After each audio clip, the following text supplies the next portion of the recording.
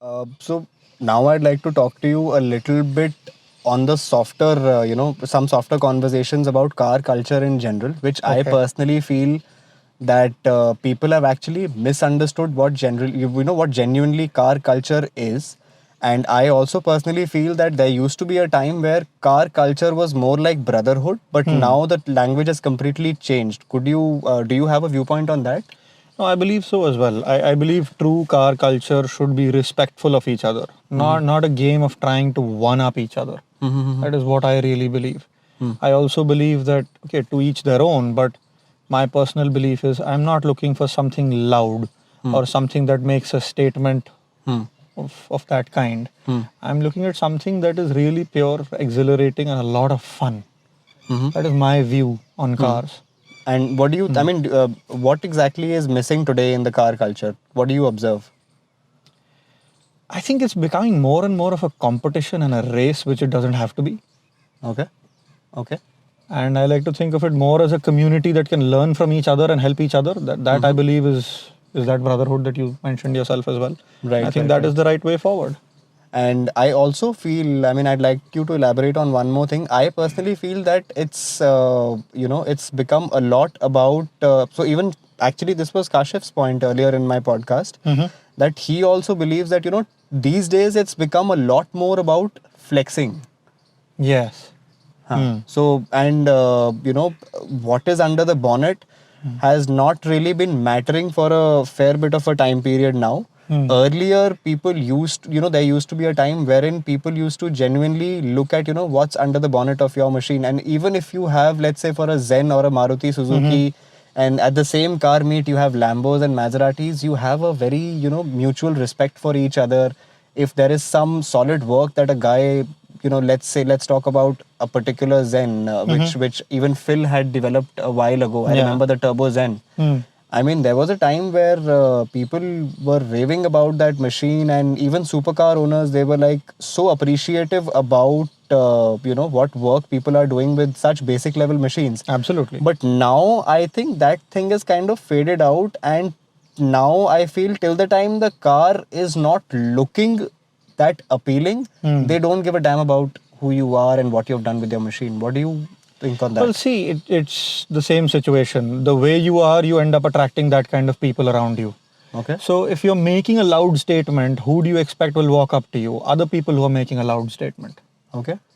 And I don't really think they've gotten the real essence of being a car enthusiast. It's really not about showing yourself as bigger than the other guy Okay. or having more money than the other guy, right? Okay. I don't think money makes any logical statement to a real car enthusiast. Okay. Because even these Zens and other things, they are built to purpose. They are super frugal. They are, Yeah. as far as I know, FMSCI approved, and they can be used as a rally car or as a purpose-built car for a certain stage or a certain competition. So they have that perfect purpose. For me, this suits me well because it works very well for my family. I don't need something beyond this. Everything else is just extra after this for me. That's my perception. Others may differ, but for me, this is it. For me, this is where my happy place is. FMSCI का तो actually क्या है जेन के साथ it's not like कि वो FMSCI का है but it's a very let's say that era esteem Absolutely. gypsies and they were all very rally friendly vehicle. Yes. So I mean there was a lot of work that people used to get done as per to meet with the FMSCI standards like the roll cage and all that stuff. So तब जाके वो उस level पे आती थी. But okay, so the next thing I would want to talk to you about, it's you being a father of two boys or one boy? One. One boy, and he's I think what 16 years of age. He's 15. He's 15 years of age.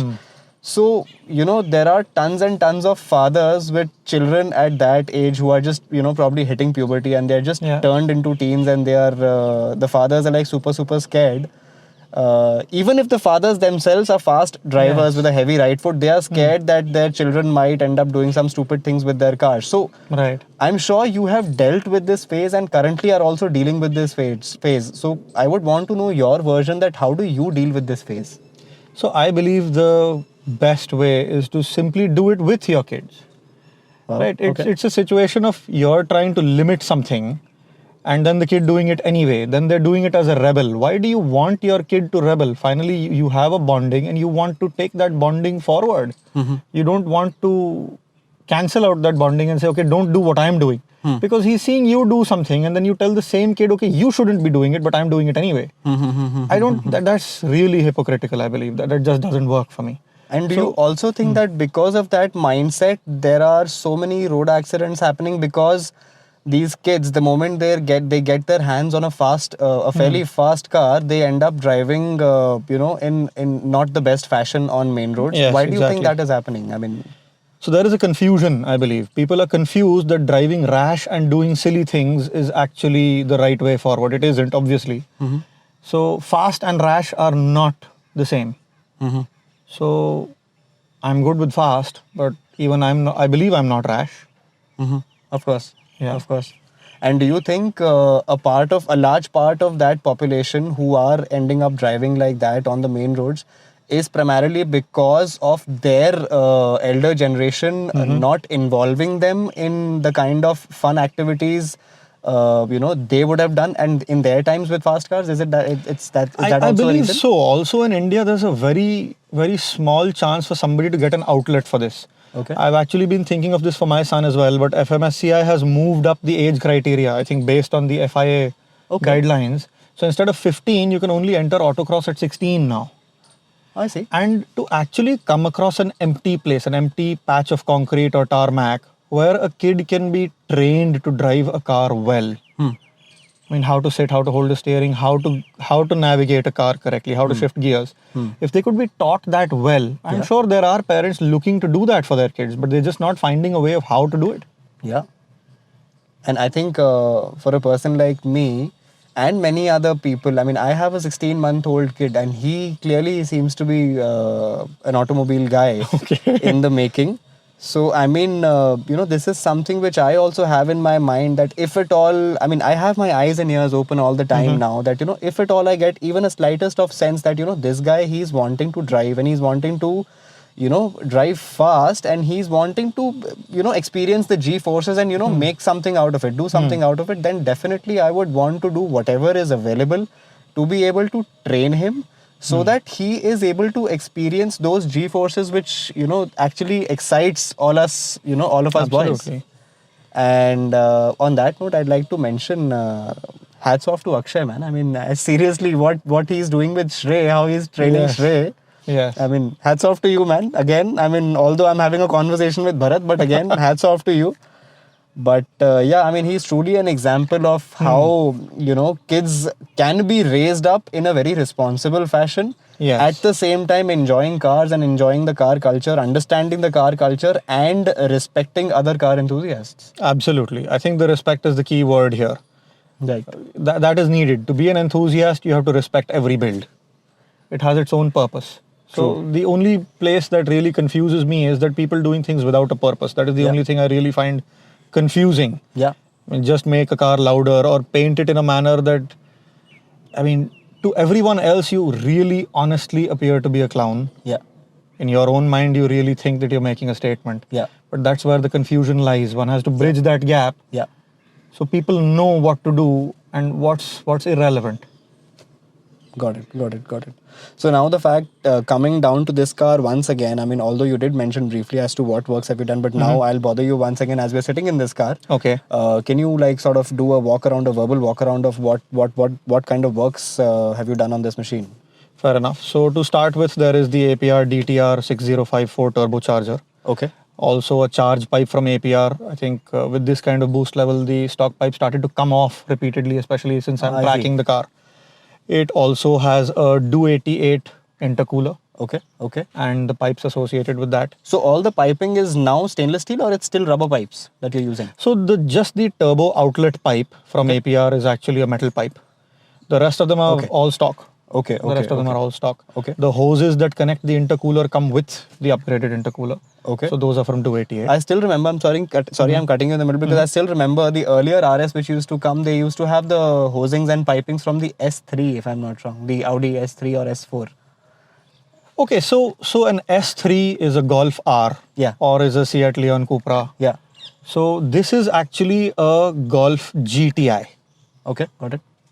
right? Got it. Got it. So I this is a top model A3, Okay.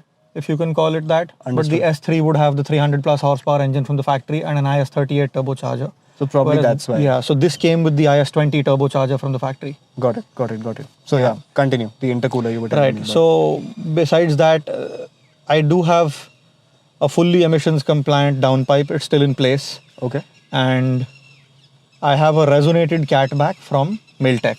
Okay. Okay. Right. Okay. So because I'm tracking the car, I also have an upgraded radiator. I've put fans from a Skoda Kodiaq into this. The stock fans was a single fan at 400 watts. The Kodiaq comes with dual fans, 400 watts each. Oh. Okay. So this has now got 800 watts of cooling Okay. Okay. in case it's needed. I mean, it is needed on the track. It also has the 288 radiator. Okay. Okay. And besides that, it has an oil cooler. So the oil is actually being taken out of the engine, sent to an independent cooler, and being brought back into the engine. It's from I see. from Abed, that's the brand. Okay. So all of that essentially because it's track, but you don't really feel any of this when you're driving. So I mean, understood. So tell me one thing. You just mentioned about two fans which you pulled out of a Kodiaq, and you said this one had one fan. But that's kind of surprising because even the Kodiaq has a 2-liter petrol engine, and this also has a 2-liter. And this being an RS, how come this has lesser fans in general as compared to So the SUVs Kodiaq? have to be designed to be a lot more rugged as well, right? You might be driving it in mud, the entire front end might be plastered, there might be poorer airflow, and the SUV has to tolerate that. I see. Now, an RS is intended to be a tarmac car. Right. It's not intended to be something that you take off-road anyway. Yeah. So it's been engineered to say, okay, this is the cooling required. It'll always flow good air. And this is adequate. Plus, we are now pushing a lot more power than the car came from the factory. So now we need a lot more cooling as well. Sure. So instead of going to some aftermarket solution, we thought, why don't we go through the VW parts bin and try to get MQB platform components that we can use to further our build on this car. Okay. Which is where this is all done by Akshay Titus only. Got it. So he helped me with all this, and I think the result is just fantastic. Despite a hot lap of Buddh International at 400 horsepower, I'm not seeing oil temperatures climb past 110 or 115 degrees. So, I mean, if I'm to compare, because I remember I used to have a Skoda Superb 2-liter diesel, and after 2 hot laps, the third I had to cool down because of overheating. Right. So, in this car, because of the upgrades that you have done, is it the same scenario with you, or is I'm it's still fine? doing 1 hot, 1 cold. In fact, I may end up doing 2 cold because I'm also taking people for sighting laps. So I do an out lap, I do a hot lap, then I do a cooling lap, and then I typically come back into the pit. So if I'm in the pit, I'll have to do an out lap again. Okay. So that essentially becomes like 2 cooling laps. I mean, I don't really need to do slow cooling laps anymore. Okay. Because I know I might end up getting 2. Okay. But if I'm not coming back into the pits, I'll do 1 hot, 1 cold. So, do you think you could do anything further to the current cooling mechanism to improve that situation for yourself? I mean, do like probably 2 hot laps and 1 cool lap? Well, in theory, yes. I mean, the first thing that I would do if you really want to chill it down further would be to put water meth. Okay. If I really want That is basically a water-cooled engine then? No, you're injecting methanol and a bit of water into the engine. So now you're reducing inlet air temperatures. So even if your radiator temperatures are very high, your engine gives you that little bit more oomph, a little bit more power because it's breathing nice, cool air. Okay. Okay. Yeah. But how come you've not done it yet? So I don't want to do it on this car. This is a street spec. This is something that you can send to the dealership. They can service it. They don't find any headaches. Okay, what has this guy done to the car? So this is really simple, and I want to keep this one simple. And the moment, I mean, probably are you doing the what you just mentioned about the cooling mechanism? Are you doing that on the build that is happening? Yes, Like, on both cars. Yes. Both cars. Yeah, this one has it as well, and that other one will have it as well. Okay. Okay. Got it. Perfect. So I think there are tons of things that we can continuously talk about.